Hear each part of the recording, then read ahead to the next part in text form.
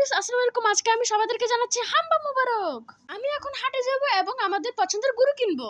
কোরবানি মাত্র 2 দিন বাকি, তাই আমরা ভাত খেয়ে বের হয়ে গেলাম গরু কিনতে।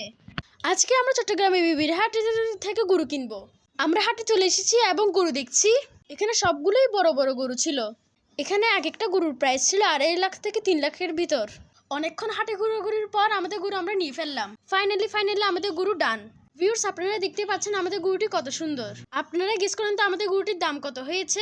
আপনারা যদি আমাদের গরুটির দাম জানতে চান তাহলে ফুল ব্লগটি দেখতে থাকুন। আমাদের গরুটি অনেক পাগলা ছিল, তাই ওর সামনে গেলে ভয় লাগতো। আমাদের গরুটি খুঁতে লেগেছে বলে আমাদের গরুটিকে আমরা খেতে দিলাম।